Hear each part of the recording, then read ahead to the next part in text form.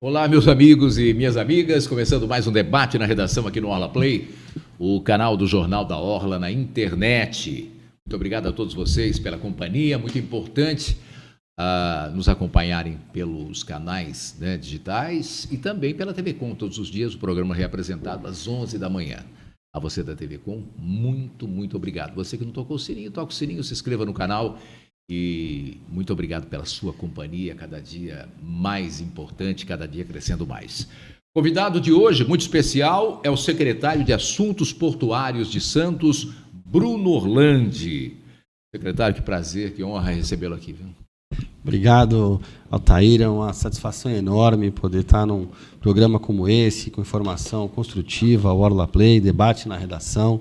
É um prazer enorme estar aqui, ao lado de comentaristas como Edson Carpentieri, Marcos Santana, desejar aqui uma boa tarde. Obrigado pelo convite. Muito importante sua presença aqui, a gente fica muito contente.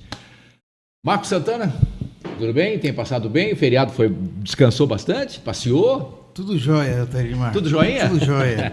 Agradecer muito a participação do secretário aqui e num dia mais do que especial, porque hoje aconteceu um fato que eu considero histórico, na história não só do Porto de Santos, mas também na relação do Porto de Santos com a cidade. Nós vamos abordar esse tema no programa aqui e o secretário vai poder falar bastante sobre essa questão da relação do Porto com a cidade, com relação ao desenvolvimento de Santos, e também uma questão que é muito cara à secretaria dele, que também é o emprego, o trabalho no Porto de Santos também. Edson Carpentieri, meu querido. Olá. Bela camisa roxa. Boa hein? tarde a todos que estão ao vivo. Agradeço aqui a presença do Bruno Orlandi. Muito obrigado por aceitar nosso convite. É um prazer recebê-lo. Agradeço a você, internauta, que nos acompanha. E peço a você participar das nossas enquetes, do nosso programa. Comenta no chat, dá sugestões. Sua participação é muito importante para nós. E com relação a quem assiste pela TV Com de Santos, muito obrigado, e obrigado também a toda a equipe da TV Com. Com relação ao Marcos Santana, tudo jóia, só vou esclarecer, não tem nada a ver com as joias do Bolsonaro nem com a Michelle. É tudo jóia, é só uma expressão para dizer que está tudo bem, tudo né? bem. Não, mas vamos esclarecer aí, porque coisa antiga, essa né? questão de joia aí, tem muito o que falar ultimamente. Denuncia a idade. É um termo assim antigo, como assim, bicho. Mas como as joias tudo estão na joia. joia tá na berlinda e tal, é melhor, vamos deixar bem Tempo claro. que fazia né? fute na Não praia. tem nada a ver com as praia, joias na do praia, não, na Bolsonaro. praça, né? Fute era dar volta na praça, um fute. É mais mas ou menos dessa época, o mas joia. tudo joia dele, não tem nada a ver com as joias do Tá Bolsonaro, certo. muito menos com as joias da Michelle, graças a Deus. Vamos em frente? Ou Começar não, o programa. ou não. Ou não. Não tem nada a ver. Ou Tá não. vendo? Eu tô falando Ou pra você, né? é assim, ó. Ou não. Ou não, né? Tudo tem dois lados, né? Como é que é? Lógico. É. Como é Cada que é o um- porém do quem- Bruno? quem Como é que é o ouve- porém do Bruno Marcos? Sempre tem um porém. Sempre tem um porém. Então tá bom. Big Techs pressionam Congresso e PL das fake news pode subir do telhado. A pressão ganhou apoiadores dentro do parlamento, o que preocupa os governistas e favoráveis à PL. Alexandre de Moraes convocou os diretores da Google, Meta e Spotify para explicar as propagandas veiculadas contra a PL. Fica o questionamento. A PL prejudica a liberdade de expressão? Quer dizer, muita gente dizendo assim, proibir agora, não pode mais falar, tirar a liberdade de expressão. Bruno Orlandi, você está acompanhando essa coisa do PL das fake news?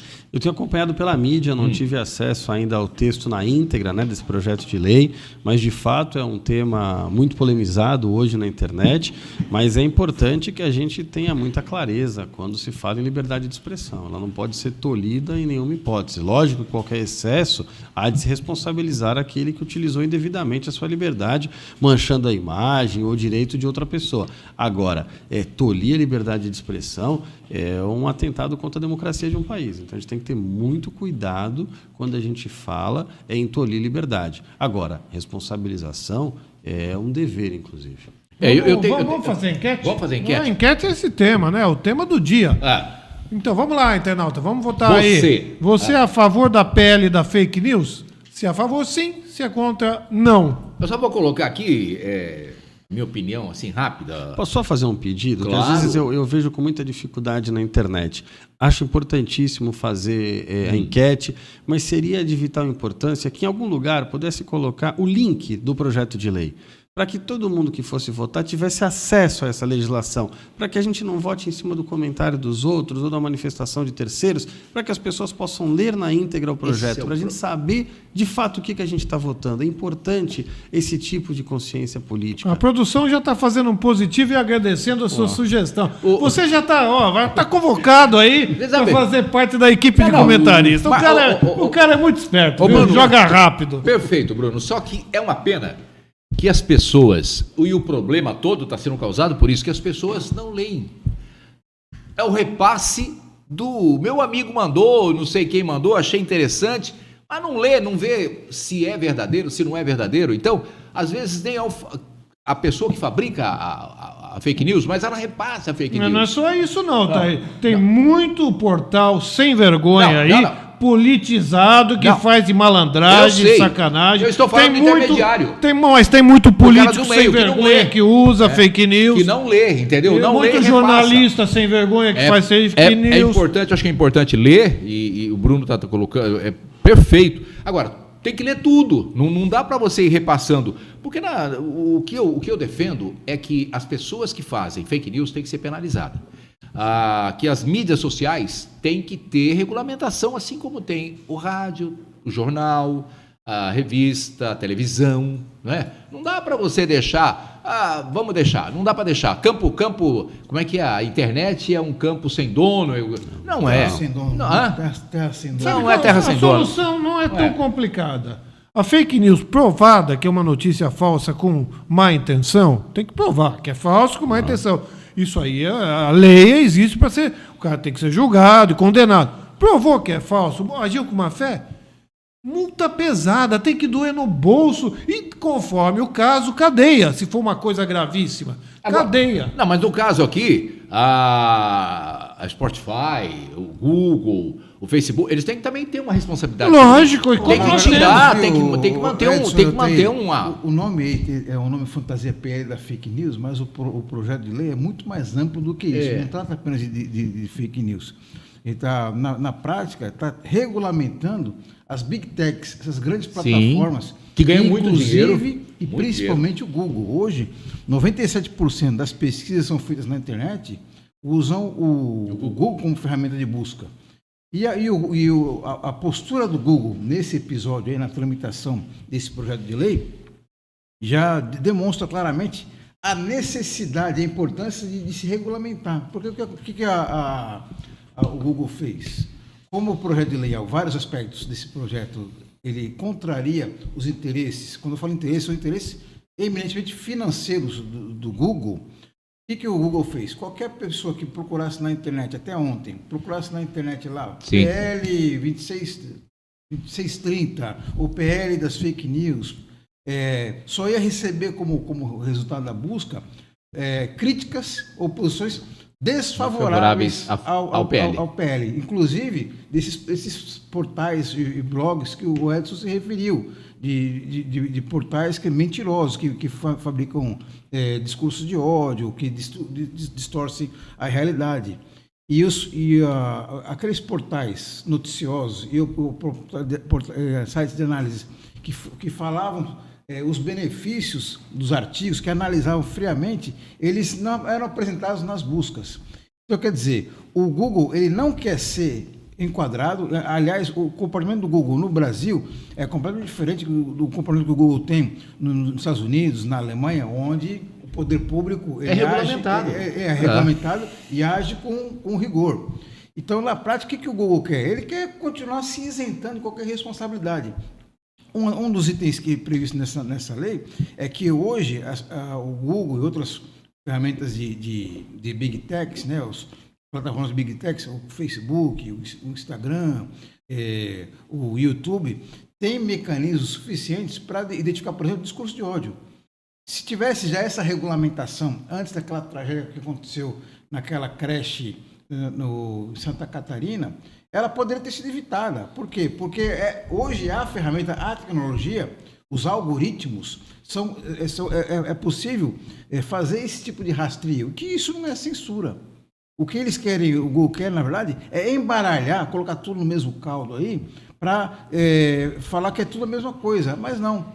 Qual que é a consequência disso aí? Eles vão deixar de ganhar muito dinheiro, né? Inclusive o Google, ele escalou alguns youtubers, alguns influencers que não entendem absolutamente nada de legislação, desse debate sobre liberdade de expressão, escalou para disseminar a versão do Google. Né? E quem perde com isso daí é a sociedade. Então, todos nós precisamos ficar muito atentos. E viu, Orlando, essa sua sugestão é muito boa, da pessoa ler a íntegra, mas mais do que isso. Para entender o que é perfeitamente o ler também a análise de pessoas especializadas, tanto quem critica quanto quem é a favor do PL. Aí a pessoa ela tira a sua conclusão, porque muitas vezes a pessoa não tem a capacidade de entender ali o juridiquês do projeto de lei, né? Então é fundamental que essa discussão seja feita mais com serenidade e evitar essa na verdade, que o Google que está praticando as fake news. Agora eu vou lembrar também o que o Bruno Orlandi falou também, é preciso ter muito cuidado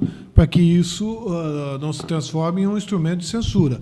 Porque essa questão tem coisas que são absolutamente claras, mas tem outras que são duvidosas. O que você pode dizer que é fake news? Quem que vai determinar que é fake news? Tem coisas que são absolutamente claras. Tem outras que não são tão claras assim. Entende? Então, o que é fake news? Não, tem algumas coisas que são explícitas. Por isso que eu falei tem coisas explícitas. Esse nome de fake news não é um nome adequado. Então, mas como é que você, de repente, sob a argumentação de que é uma fake news, você comete uma censura? Esse é o risco. Mas não é isso que trata o projeto. Marco, lembra mais ou menos. Pode descambar. Você lembra? O projeto ele estabelece os crimes já previstos do Código Penal. Olha, não inventou nenhum crime novo. Tem um site Fatos e Boatos. Perfeito. É mais ou menos aquilo. Tem coisa que é fato, tem coisa que é boato. Então, é esse tipo de coisa. Eu já contei aqui e não vou ficar com vergonha de contar outra vez. Orlando, eu fui suspenso do Facebook por uma semana, eu. Por quê? Porque um sujeito vagabundo, né, ordinário, praticou um estupro. E é o crime mais nojento para mim, junto aí, né, acho que o primeiro. Segundo os outros aí, mas esse é o primeiro, o pior de todos. E eu comentei, se fosse lá em Cambará, na minha cidade, esse cara ia levar uma camaçada de pau que ficar com as costas mais mole que a barriga. Por esse motivo eu fui suspenso do Facebook por uma semana, por disseminar violência. Achei justo. Eu errei. Você fez um discurso do ódio. Um discurso do ódio. Então não é difícil.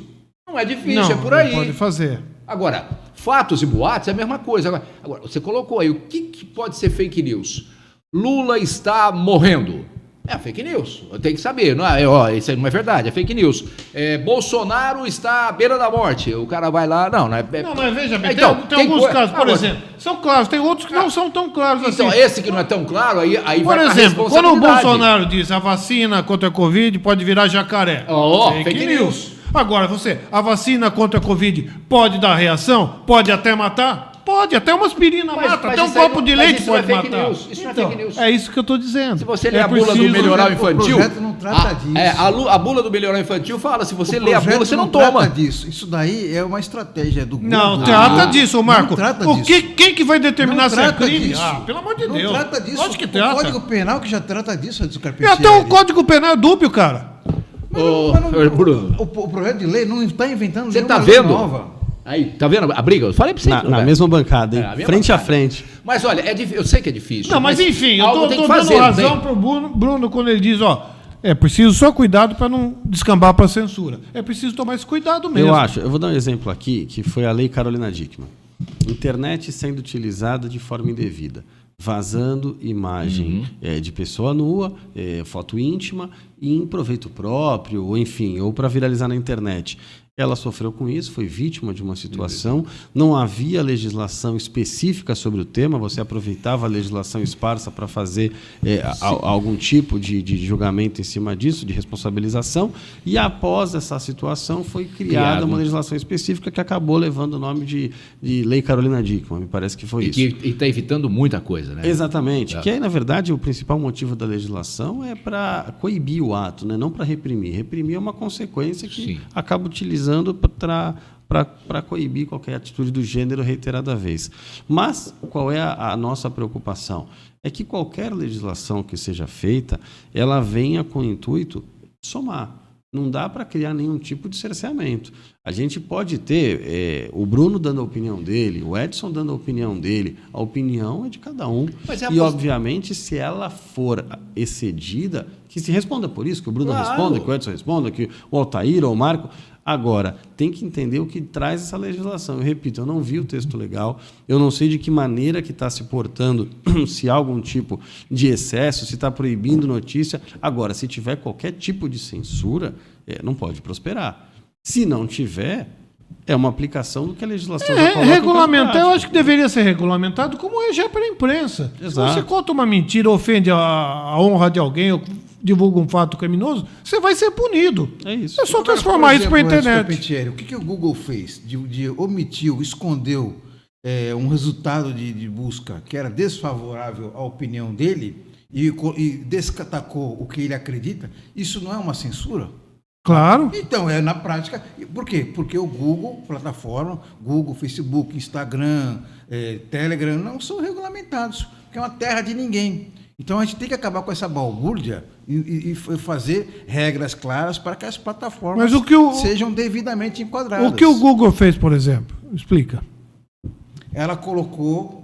Qualquer pessoa que procurasse informação sobre o projeto de lei, ela escondeu os conteúdos que ela considerava desfavoráveis ao ponto de vista dela. Os comentários. E colocou em destaque os resultados que ela compartilha a opinião dela.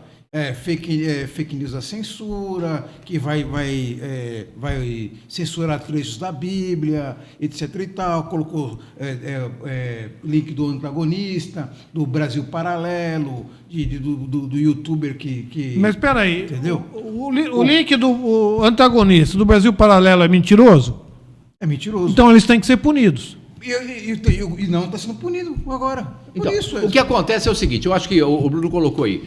Depois que você fala, e a gente fala aqui, que se julgue o que eu falei. Se eu falar besteira, que se entre com uma ação e eu pague na justiça. Responda na justiça pelo que eu falei. O que não pode é me impedir de falar antes. Né? Você está proibido. Lembra da censura? Censura era assim, você passava pela censura, mandava o texto lá, não, isso aqui está censurado, só a partir das 23 horas. Pronto, a carimbo da censura federal. Não é isso. O que a gente está dizendo é que algumas coisas têm que ser regulamentadas, o que pode e o que não pode. Agora, responder a posteriori. Agora, tem um ponto que o Marco colocou, que eu acho que talvez seja um ponto de destaque aí para a gente, um ponto de atenção. Por exemplo, leitura de algoritmo. Como é que o Google encara hoje a leitura de algoritmo? O que é colocado para as pessoas? Porque o algoritmo é um algoritmo vinculado à quantidade de acessos ao site, ao tema ou determinada fala, mas eu também tenho impulsionamento. O impulsionamento é pago, inclusive do Google. Sim. Como é que funciona esse sistema? Qual é o tipo de regulamentação? Aí eu acho que vale a gente trabalhar. Até, por exemplo, a própria justiça pode pedir para o Google, estão falando que você está expondo só determinado tipo de site. Abre o algoritmo. Sim. Me coloca aqui quantos acessos teve dia 10, 11, 12, a partir de que dia que ele tomou a frente, a partir de que dia não. Tudo isso é mensurável. O sistema admite esse tipo de mensuração. E acho que a justiça brasileira tem técnicos competentes, a polícia, que possa fazer essa análise, peritos específicos na área de internet ou na área de tecnologia. Agora, é importante que a gente tenha clareza, que a legislação possa trazer, porque, de fato, a gente está usando o Código Civil de maneira subsidiária. A gente está responsabilizando algumas questões, mas que a gente talvez pudesse ter uma legislação mais específica, porque o campo da tecnologia ele é muito específico. Agora, que se faça uma legislação de maneira a tabular essas questões, não de previsibilidade a todos os casos, porque a tecnologia é muito rápida. A gente está falando hoje de algoritmo e de impulsionamento.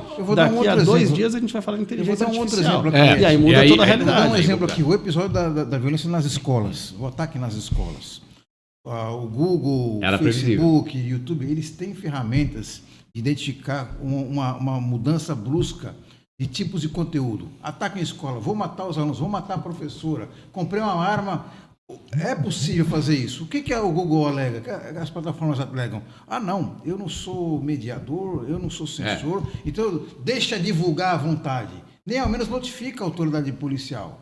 Isso é censura, Edson Carpentier? Não é censura. Isso é controle. Ela está se omitindo. É uma regulamentação do conteúdo para evitar esse tipo de barbárie. Olha, de transmissão de conteúdo de violência, de ódio, de xenofobia, misoginia, diversos outros crimes. Vocês sabem o quanto eu sou pela liberdade, quanto eu lutei para isso. Eu sofri bastante, o Edson também, o Santana menos ainda, porque é muito mais jovem, mas nós sofremos muito com o Dentel, com Polícia Federal, com o DOI-CODE e o Cambal, né? Eu comecei rádio em 74, então vocês imaginem, na época de 78, 79, 80, pegando fogo ainda. Eu sou pela liberdade, mas o que eu li dessa PL, eu sou plenamente favorável. Plenamente favorável. Vem defendendo aqui há muito tempo. Tem que ter regulamentação, assim como tem aqui no rádio, assim como tem na TV. Né? Você pode falar o que você quiser. Entra na TV e fala o que você quiser. Vai responder. Vai responder por isso. E olha como a tecnologia, ela muda uma realidade em tão pouco tempo. Hoje a gente está falando desse tipo de regulamentação, mas hoje já tem aplicativos que você coloca por base aquilo que você quer dizer, o tema, desenvolver, e a tecnologia artificial faz o texto inteiro. Já fiz. Se tiver qualquer tipo de violação a um direito nesse texto, quem responde por isso? A pessoa que deu orientação, o dono do aplicativo, o produtor... Não, o dono do aplicativo não vai ter responsabilizado, porque ele não pediu, quem vai ser responsabilizado é quem publicou. Então, quem publicou ou eventualmente quem fez o texto? Porque quem publicou às vezes fala, aquilo não reflete necessariamente a opinião do que publicou. Você pega um veículo de comunicação... Não, sim, quem fez o texto. Só que aí quem fez o texto fala, eu só dei diretriz básica. Quem eventualmente fez o texto... Filho, olha a situação. Você não aprovou o texto? Se você assina embaixo, você é coautor. É aí que eu quero chegar. Olha como a tecnologia vai falar. Nós estamos falando hoje de um texto. Já tem inteligência artificial gravando música de sucesso no mundo, onde todos aqueles personagens que estão ali são de tecnologia da informação. Por isso que alguns governos pediram aí para que parem, deem um tempo com essa coisa de inteligência artificial, porque ela pode arrebentar com o mundo, né? Pode começar a quebrar bolsa de valores, apertar botão vermelho, então... Precisa ter uma base sólida, a gente precisa estar centrado nisso. Vamos esperar para ver o que acontece. Continuem, então, votando aí na nossa enquete. Você é contra ou favorável à PL da chamada fake news? Mas eu tenho um assunto aqui também muito interessante. O Bolsonaro e o Tarcísio se encontraram no AgriShow, que é a maior feira agropecuária da América Latina, né? É do mundo, essa é a maior feira agropecuária do mundo. Ambos se abraçaram e até cantaram juntos. O evento ficou marcado por desconvidar o atual ministro da Agricultura, Carlos Fávaro, que também é um agropecuarista, é do meio, né? Mas foi desconvidado, né? Para convidar Bolsonaro para discursar. O ex-presidente foi saudado diversas vezes com um grito de mito pelos presentes e criticou Lula, né, pelo presidente querer demarcar terras indígenas. A maior crítica foi contra as invasões do MST, que ele disse que no governo dele foram muito poucas e que no governo do Lula explodiram. Esse é um calcanhar de Aquiles para o governo do Lula. A gente já falou sobre isso aqui. Que o Bolsonaro está sabendo aproveitar muito bem, mas o Bolsonaro está na dele para ficar atacando, mas faria um serviço ao país se ficasse de boca fechada. Mas Bolsonaro é isso aí, né? Eu acho que essa fake news que vem aí agora... Eu acho que essa CPMI que vem aí do MST... É CPI ou CPMI? CPI. É CPI. É CPI. CPMI é do 8 de janeiro. Do 8 de janeiro. Das invasões é muito importante. Eu acho que ela tem que acontecer realmente. Só acho que quem não tem moral para dirigir ela, para ser presidente dela. O de Marcos, se não me engano, vai ser a 8ª CPI do MST. Não, mas tem que fazer, sabe por quê? O governo também tem que dar um basta nisso tudo, segurar. Né? Eu já defendi aqui, vou defender, que tem que ter reforma agrária no país. Agora, não dá para invadir terra produtiva. Aí mas o eu MST, não concordo, né? O MST está agindo como quinta coluna, porque o governo é um governo favorável ao MST. Aí o MST fica fazendo ações que o governo tem que governar para destrói a reputação do atual governo. Quer dizer, está trabalhando com fogo amigo. É o famoso fogo amigo. Fogo amigo. Eu estava pensando, quando falou de CPI, tem essa informação, acho que vai ser, acho que em 20 anos vai ser a 8ª CPI para investigar os atos do MST. Eu fico imaginando, se uma família muito grande, se você sempre tem aquele cunhado vagabundo que trabalha para todo mundo, imagina uma entidade que tem, acho que 150 mil pessoas, você não vai ter algumas facções ali, alguns núcleos que, como o Edson falou, praticam o fogo amigo, se jogam contra, não só o governo, mas contra a própria entidade em si, né?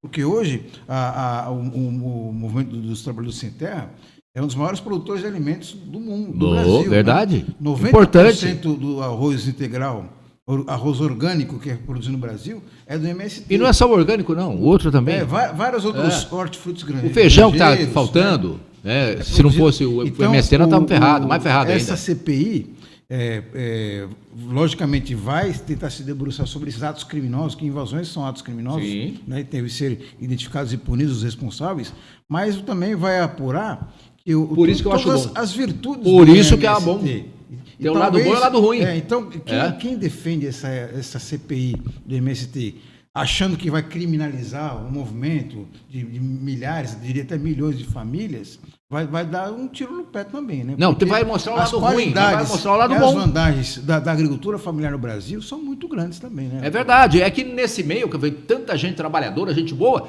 tem gente que não presta. Tem gente que vai lá pegar um pedacinho de terra para vender no dia seguinte. Então, mas aí... tem que ter. Desculpe, mas as invasões são coordenadas pela liderança, não são feitas de forma aleatória. Não é, então, não é de forma aleatória.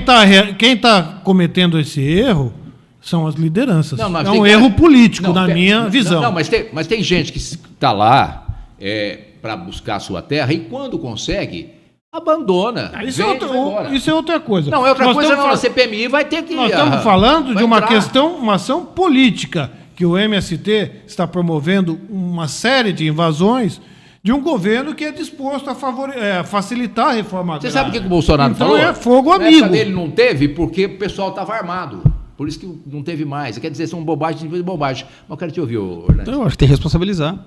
É simples. É lógico que você não vai responsabilizar a pessoa que está na ponta, que não tem compreensão do que é terra produtiva, o que não é terra produtiva, o que pode, o que não pode, que é um pedacinho de terra para plantar. Não é esse cara que está na ponta que eu estou. Mas é a liderança. Acho que o Edson foi muito feliz. A liderança sabe o que está fazendo. Ninguém lidera 150 mil pessoas num movimento como esse sem saber o que está fazendo. Começa a responsabilizar. Se você tem uma grande empresa e o presidente da empresa, em conjunto com o tesoureiro, com o diretor financeiro, assina um cheque de maneira equivocada, ou deixa de pagar um imposto, ou faz um trabalho... ele responde. Uma empresa ou uma associação com 150 mil pessoas, uma associação das maiores do Brasil, se agiu de maneira equivocada, responsabiliza. Não dá para a gente falar, olha, você entrou numa terra que tinha produção, você tinha uma família ali que produzia para o Brasil, empregava não sei quantas pessoas, pagava eventualmente imposto, fazia a máquina girar, contribuía para o PIB, balança comercial do país, invadiu, você pede desculpa e fica por isso mesmo? Não, responsabiliza. Agora, terra improdutiva, tem condição, vai fazer o movimento adequado, com base na lei, tal. Aí sim, como o Marco falou, o MST vai produzir, seja arroz, seja qual tipo de a comida que seja brasileira que nós comemos aqui vem do MST. Aí eu não vejo dificuldade. Agora, o Edson foi muito feliz. Agora, a liderança não sabe o que está fazendo. Só me corrigir. São 450 mil famílias. 450 mil, é muita gente. Integram o MST. Olha aí, 3 vezes mais. Você acha que vai ter 450 mil marginais, bandidos e invasores? Não tem. Mas ninguém falou isso. Tem muita gente infiltrado lá no meio que se aproveita das pessoas do bem. E, na realidade, são a maioria, Marco. A maioria que tem lá é do bem, quer trabalhar, quer terra, quer produzir. Mas tem muito cara infiltrado lá que não quer. Não, mas não a quer, discussão quer só não tomar. Agora deixa eu te falar. Só um pouquinho. Não, só quero falar. Está desvirtuando a discussão. Ah. Ninguém está falando que é bandido ou que não é bandido. bandido. Nós estamos falando de uma ação política equivocada. Agora- de você, as lideranças, promoverem invasões em série que desgastam o governo que é favorável à reforma agrária. Agora, veja bem. Não estamos entrando no varejo. No varejo, um tá. é bandido. Bandido tem em todo lugar, em todos os cantos todos da os sociedade. cantos, Mas o Dá. objetivo da CPI é isso, é criminalizar todo o movimento. Esse é o objetivo. Mas aí não vão conseguir. Ô, Marco, equivocado. outra coisa, quem tem muita culpa nisso aí tudo é o governo. O governo é muito parado com reforma agrária, muito devagar, não tem feito, não tem agido. Se o governo quiser fazer, faz. Tem dinheiro para isso, tem terra para isso. Entendeu? Tem dinheiro para isso, tem terra para isso. Por que não faz reforma agrária? Ué, que conversa é essa? Entendeu? Então o governo também tem que ver o lado dele. Eu acho que a CPMI é outra. A CPI vai ser muito importante. Você tem razão que o governo ele é lerdo. Qualquer governo, não só esse Não, governo não, de todos 4 meses, todos foram. Ou lerdo ou omisso, mas também tem que levar em consideração que tem uma pressão muito grande no Congresso Nacional, o Parlamento. A bancada do boi, né, é muito bem articulada e representa o pessoal. Mas não passa pelo Congresso. Pessoal Não passa pelo Congresso. Mas pressiona. Mas não passa pelo Congresso. Não, os parlamentares pressionam. Pressiona Não, quem? Pressionam o Poder Executivo. Ô, Marco, O com INCRA. todo respeito, O INCRA. Altair, de pressão em pressão, o povo continua se ferrando. É, ué. Continua se ferrando. É sempre Não, isso. mas, vamos falar de outro caso. Por que não tem reforma tributária no Brasil? Por conta disso. Por que não caem os juros? Porque por conta disso. o Lula fala contra os juros com toda a razão. O Lula, toda a razão de falar contra os juros, contra esse vagabundo do Campos Neto aí. Agora, por que ele não faz a parte dele? Manda reduzir o cheque especial da Caixa Econômica, que é 15% ao mês. Do Banco do Brasil, que é 17% ao mês. A parte dele ele não faz, fica só falando Eu do acho outro. que o governo tem que fazer a parte dele e fazer reforma agrária. De reclamação em reclamação, o povo se ferrando. E responsabilizar qualquer ato criminoso, seja ele do agronegócio, seja ele do MST, quem quer que seja. Olha, em seu primeiro discurso oficial em rede nacional, o presidente Lula anuncia aumento do salário mínimo para R$ 1.320 e isenção do imposto de renda para R$ 2.640, com promessa de chegar a R$ 5.000 até o final do mandato. Se o cálculo de correção não for alterado, o Instituto Fiscal Independente, órgão ligado ao Senado, aponta um salário mínimo de R$ 1.429 para o ano que vem. Bom? O que você achou? Eu acho que tudo que aumenta a condição do trabalhador, da pessoa que está na base da pirâmide, é importante. A gente está falando de direito social, a gente está falando de pessoas que vivem com o mínimo do mínimo. É importante destacar isso. Agora, além de ações como essa, Edson novamente falou de um assunto extremamente importante, a reforma tributária, a reforma do Pacto Federativo. Hoje, 65% do que se arrecada no país fica lá em Brasília. Os municípios ficam com uma parcela ínfima, só que com uma responsabilidade sobre gestão pública enorme. A saúde básica está no município. A educação básica, a educação fundamental está no município. A educação de nível médio está no Estado. A saúde de média complexidade está no Estado. Quando a gente fala de valores como esse, não dá para ter 65% do que se arrecada na União. E aí, situações como essa fazem com que um prefeito ou um governador não tenha dinheiro para investir num hospital de categoria, não tenha investimento numa cidade. E olha que eu falo que o Santos é privilegiado. Nós estamos falando de um orçamento de 4,5 bilhões. Mas quando eu vou para a nossa vizinha São Vicente, Aí você vê. não chega a 1 bilhão. Quando a gente fala de Cubatão, quando a gente fala de Guarujá, tem uma arrecadação muito menor. E aí os prefeitos têm os mesmos desafios e às vezes até maiores. Porque muitas vezes o bolsão de vulnerabilidade é bem significativo. Então é importante que a gente traga discussões como essa, e essas sim são discussões que fazem o Brasil avançar. Quanto que está se pagando de imposto? De quem que é esse tipo de imposto? Porque quando você paga imposto no produto lá na ponta, quem está pagando é o cidadão que ganha salário mínimo. Agora, não, vamos fazer uma reforma tributária e vamos tributar 2 vezes, por exemplo, um profissional liberal que está na classe média. Aí o cara tem que pagar o imposto da pessoa jurídica e depois, na hora de fazer a divisão de lucro, paga de novo. Então, quer dizer, consome também. E paga quando consome também. Então, é esse tipo de coisa que tem que ser discutido. O STF não tem um tributarista há quantos anos? Pelo menos uns 40 anos. Está na hora da gente trazer discussões como essa. É o direito tributário que fala o quanto se arrecada no país. E a maior corte do Brasil não tem um tributarista há quase meio século. Como é que a gente vai discutir reforma tributária no país se a nossa maior corte não tem um representante? Então, é esse tipo de coisa que a gente tem que discutir. Pacto federativo, tem municípios que não têm 10 mil habitantes, vivem exclusivamente de repasse do governo federal, do governo estadual, quando tem condições. O estado de São Paulo é privilegiado. Mas e quando a gente fala de estados que têm uma arrecadação muito menor? Como é que faz para, na ponta, chegar a esse recurso? Como é que a gente faz para cuidar de saúde, de educação, que majoritariamente são obrigações do município e do estado? Aliás, muito mais do município, mas também com uma parcela do estado. E a União, uma parcela pequeniníssima, quando a gente fala de ensino superior, e muitas vezes no Brasil é falho, e a alta complexidade do SUS, o TI, mas que também tem a sua trava enorme. Então, é preciso que essas discussões sejam travadas no Congresso. É isso que o governo federal, se vai trabalhar como a bancada disso ou a bancada daquilo para ter governabilidade, é para discutir esses temas.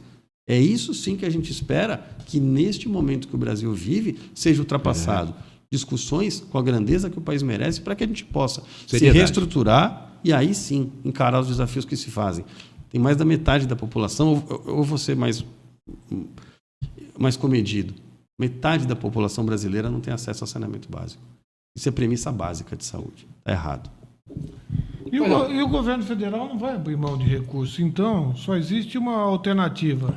Ou cobra de quem não paga, que são os super ricos, ou aumenta o imposto geral. Não vai ter outro jeito. Não tem outro jeito. Cria uma CPMF número 2, número 3. Segundo o Haddad, é a primeira opção que você colocou aí, vai cobrar imposto de quem não paga. Vai cobrar os mais ricos. E o Congresso que foi o que o Haddad colocou. O Congresso está lá cheio de lobistas dos mais ricos. Vai aprovar?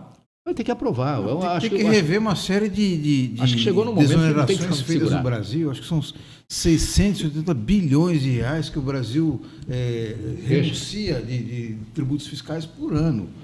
Por exemplo, muitas vezes as grandes indústrias elas transferem uma etapa do seu processo de produção para a Zona Franca de Manaus para ter a isenção tributária sobre o processo inteiro. Quer dizer, quem paga o lucro dessa empresa somos nós, porque ela cobra o refrigerante no valor que ela acha que deve e não paga tributo. Quer dizer, põe no bolso o que deveria recolher de tributo.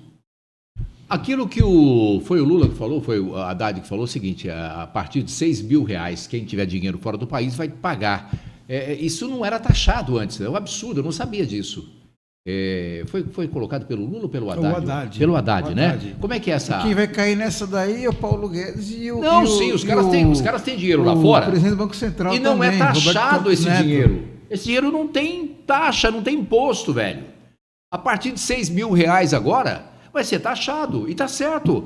Porque o dinheiro está fora do país. As pessoas não estão aplicando aqui dentro, gerando emprego. E como é que faz? Jet ski, né? Eu ia falar moto aquática, jet ski, avião, né? Helicóptero, barco, não paga esse mesmo imposto que a Garelli do meu amigo paga. Não, a Garelinha dele paga, né? A CPX, né? Não vai na Garelli. Você foi longe agora, hein? É CPX? PCX. CPX é outra coisa. É lá no Rio de Janeiro. Ele paga. E se ele não pagar, ele vai preso. Agora, os caras que têm avião não pagam. Não vai preso. Toma a moto dele, pô. Não vai preso, não. Vai preso, a moto.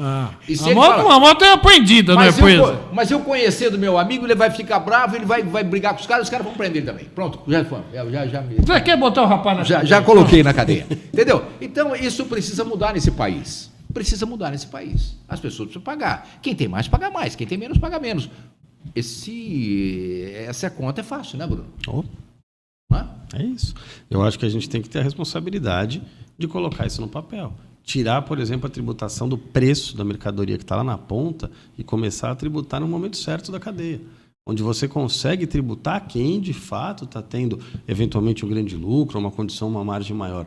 Porque, na prática, quando a gente tributa um produto, Quem está pagando é quem compra esse produto. E aí é todo mundo. É isso que as pessoas não entendem, né? Quem compra a carne está É o pagando final o mesmo que imposto, paga. rico e É o pobre. final que paga, não é o começo, né? Exatamente. É no final, é a ponta que paga. Em alguns momentos, sim, eu sou a favor de a gente tiver uma desoneração, como o Marco falou aqui, que tem que ser muito bem feito mesmo, acho que tem razão nesse aspecto, mas que a gente tenha, por exemplo, um incentivo, uma desoneração fiscal para exportar. O Brasil precisa exportar, precisa estar competitivo no mercado externo para que a nossa balança comercial possa crescer e aí a gente gera emprego aqui. Aí faz sentido.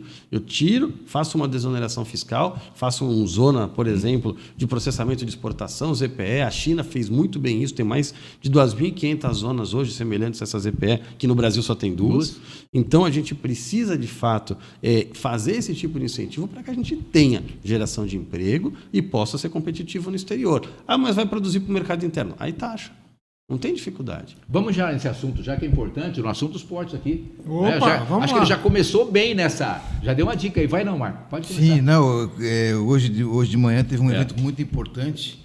E o a gente está cansado de testemunhar a inauguração de maquete, de apresentação de PowerPoint, de videografismo, e obra mesmo, nada, né?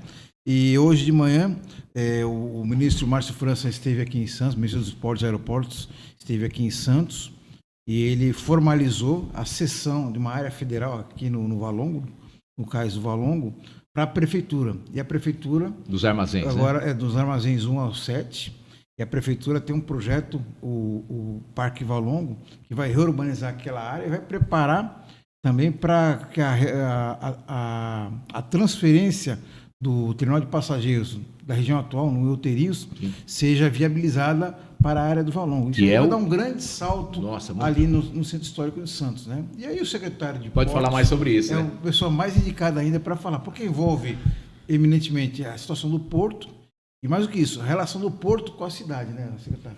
Exatamente, Marco. Na verdade, foi um anseio antigo da cidade. Acho que todo mundo queria ter a revitalização da área do Valongo. A gente fala que o porto é o coração da cidade, é onde nasceu, e ali nasceu o Porto de Santos. Então, a grande verdade é que a gente tinha uma área degradada, a gente ainda tem essa área degradada. Muito se discutiu nos últimos anos, mas não se conseguiu concretizar nada.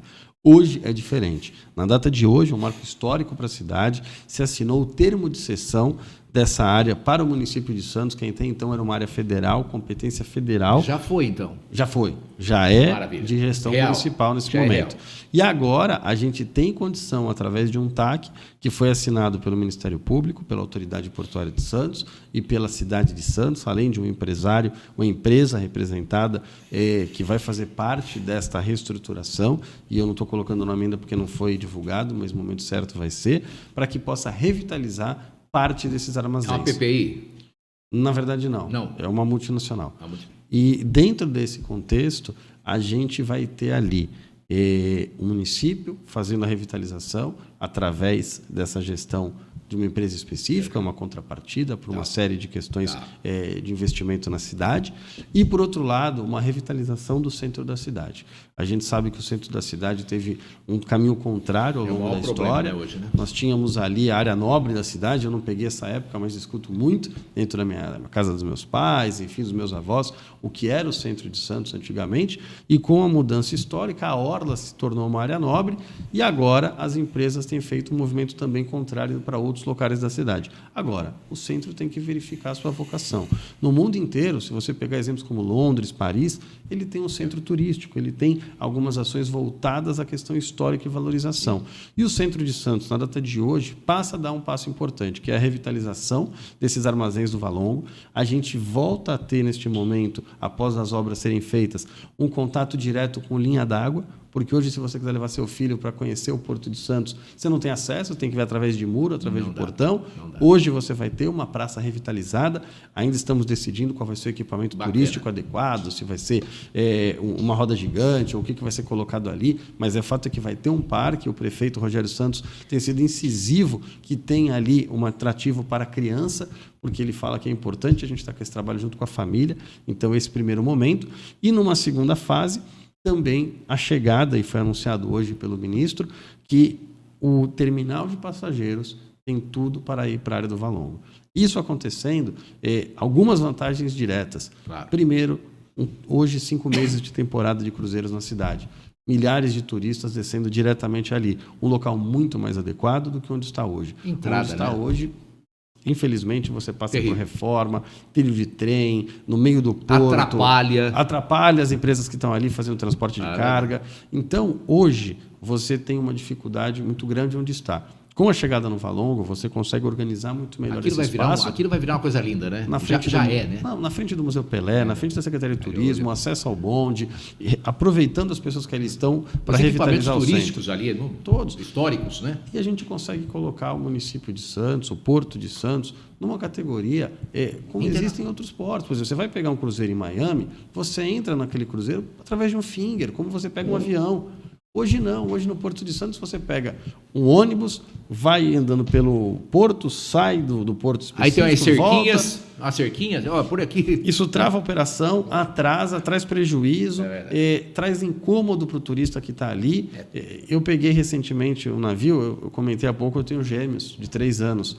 Eu desci de uma linha circular no meio de um setor de obras com 2 crianças no colo. Se eu escorregasse ali, eu me machucava e machucava meus filhos. Igual a mim, tem mais um monte. E quantas pessoas têm dificuldade de acessibilidade? Quantas pessoas com idade? Está errado. Então, o evento que fez hoje, que se realizou hoje, ele traz um resgate histórico, valoriza a cultura da cidade, valoriza a cultura do Porto de Santos, mas mais do que isso, ele traz um investimento em turismo, ele traz um investimento em ocupação do centro da cidade, valoriza esse setor que passa por um momento difícil. E é mais uma ação que a gente faz para que o centro seja revitalizado, para que o turismo volte a ser... Com o VLT agora chegando a lá, né? O VLT, exato, ao lado. Na porta, ao lado. E traz a nossa vocação natural, que é o Porto de Santos. Secretário, como dizia o dramaturgo Plínio Marcos, sempre tem um porém, né? Logicamente, a transferência do terminal para a região do Valongo vai iniciar um círculo virtuoso ali na revitalização do centro. Só que o porém desse episódio aí é com relação ao Ecoporto, um terminal do porto que está instalado ali na área ali próxima ali ao Valongo. E hoje tem cerca de 900 pessoas que trabalham naquele terminal. E a autoridade portuária, não nessa gestão, anteriormente, já sinalizou que o contrato ali não vai ser renovado. E a gente tem que ter, logicamente, a preocupação social com esses trabalhadores. Qual a informação que o senhor tem com relação ou o Ecoporto vai ser transferido para uma outra área, ou esses trabalhadores vão ser reaproveitados em outros terminais? Qual a informação que o senhor tem para esses trabalhadores? Vamos lá, Marco. É importante destacar que a renovação desse contrato de arrendamento, ele é uma ação específica de competência do governo federal, tá? Não passa pelo município de Santos. Se o fosse, o município de Santos tem entendimento que o Ecoporto é importante para a cidade por gerar tantos polos de emprego, por ser um polo gerador de emprego, são quase 1.000 famílias sustentadas diretamente pela renda desses empregos. Então, a nossa leitura é pela manutenção. Deveria ser renovado, obviamente, esse contrato, seja mudando de lugar, seja alterando algumas questões específicas, mas que pudesse haver a manutenção do emprego. Hoje, a gente não tem uma sinalização ainda do governo federal se haverá ou não essa renovação de arrendamento. Nós fizemos uma audiência específica na Câmara Municipal, capitaneada pelo vereador Chico Nogueira, e nesta audiência pública eu manifestei claramente que a preocupação é com o emprego, a preocupação com essas famílias que hoje vivem dessa renda e que, no nosso entendimento, deveria ser feita uma renovação, seja através de uma renovação transitória, para que dê tempo de licitar novamente a área, e aí a Ecoporto possa ser um dos partícipes para poder ter a manutenção da sua condição de arrendatária no Porto de Santos, seja pela renovação direta do contrato de arrendamento, mas que fossem garantidos os empregos que ali estão. Ah, Bruno, mas a área da Ecoporto vai ficar ao lado onde vai ficar o terminal de passageiros? Não tem problema, puxa um pouco para o lado, dá para coabitar. Ah, vamos trazer um outro espaço, olha, a gente vai fazer um mega terminal, vai juntar com o do lado, vai fazer um espaço? Não tem problema, você consegue conceber todas elas. O cais público da mesma maneira, tem que estar nessa conta, são inúmeros trabalhadores que são vinculados ao cais público. O que a gente não pode é dar de ombros, é falar, poxa vida, olha, então, eu tenho esse desafio aqui, eu não vou colocar o terminal de passageiros lá. Não, tem que colocar, mas tem que arrumar solução para que essas famílias também não fiquem desempregadas. Porque hoje existe possibilidade de coabitar. Até porque, se a gente não renovar o contrato de arrendamento da Ecoporto, a área vai ficar ociosa. Existe um pedaço de área ali que vai ficar parado. Ah, o terminal de passageiros vai ocupar. Vai ocupar qual parcela dessa área? Essa área é muito grande. Existe condição de puxar para o lado e nós sabemos que o Porto é sensível a isso. Dá para coexistir. Agora, eu não sei qual é a leitura hoje que o governo federal faz dessa situação. A gente ainda aguarda uma manifestação sobre o caso. É importante que os governantes tenham essa sensibilidade. Bruno, hoje, com o novo governo, o Márcio França, que é o ministro dos Portos, é muito próximo da cidade, da Baixada Santista. Não facilita esse diálogo? O Márcio França, o secretário executivo, que é o Fabrício Domênico, são gente da região. Então, eu acho que o diálogo é muito mais fácil. Facilita e está ocorrendo. Hoje, nós já estivemos em Brasília, essa demanda já foi levada. O deputado Paulo Alexandre Barbosa, hoje deputado federal, foi prefeito da cidade, sabe a importância que o Porto tem para a cidade, inclusive na geração de emprego, e já levou essa demanda ao governo federal. Agora, nós não temos uma devolutiva ainda. Se vai permanecer, se vai haver algum tipo de contrato provisório, se vai ter uma renovação do arrendamento, mas a informação já chegou sim, já foi colocado. O que a gente não tem ainda é uma devolutiva sobre como vai ficar o caso. Bem, com relação à cessão de área do Porto para a prefeitura, ali nós vamos ter, você já falou de uma área de lazer, nós vamos ter uma área destinada à gastronomia que tem nesses principais portos. Qual a ideia? Olha, hoje ainda não temos uma posição fixa de quais serviços serão ofertados, tá? Vão ser discutidos ainda. Existe a possibilidade, sim, de gastronomia no local, mas existem outras possibilidades ainda. O que, neste primeiro momento, a gente entendeu era que tinha que receber essa cessão da área, colocar os responsáveis legais para que pudessem buscar o investimento necessário para revitalizar o local e, com essa premissa agora que o ministro trouxe de trazer o terminal de passageiros ao lado, buscar a integração do espaço, dando possibilidade, sim, para ser uma área atrativa ao público. Ou seja, tanto o público de cidadãos santistas como de turistas. Passa pela gastronomia, mas ainda não está decidido. Eu acho que a gastronomia é fundamental. Se você vai ter uma área de lazer, do lado não tem uma gastronomia, as pessoas vão lá, se divertem e saem de lá para comer. Com certeza terá gastronomia e terá as casas noturnas também, né? Eu acho importante, aqui está sendo colocado na balança, só para que todo mundo possa entender, é que existem alguns restaurantes no centro já em funcionamento.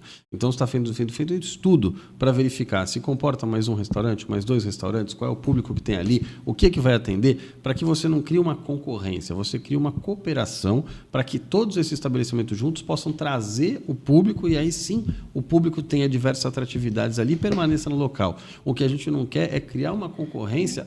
Você pode oferecer, a área de gastronomia eu acho essencial. Você pode oferecer, da prioridade é que tem restaurante no centro, ter acesso a ter o seu restaurante dentro dessa área. Começa por onde ali, Bruno? Com muita convicção. Hoje, se você parar para pensar, você pode até trazer uma ideia de fazer um pool de lojas e que todas elas abram ao mesmo momento, como tem, por exemplo, um shopping center, para que uma loja âncora chame mais público para uma outra e a coisa gire bem.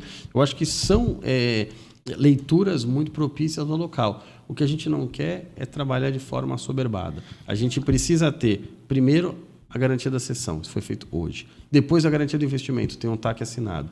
Em breve, as obras começam e entregam ano que vem. Neste momento, a gente começa a fazer a leitura de quais são as oportunidades dali mais importantes para o comércio local. Eu gostei muito da roda gigante, viu? Eu me lembro aquela de Londres. Qual é o prazo para entrega? Particularmente eu também. Qual é o prazo para entrega disso, Bruno? Não tudo, né? A gente está falando de um porto aí de um terminal de passageiro que vai demorar muito mais tempo, claro. Mas qual é o término para entregar, pelo menos?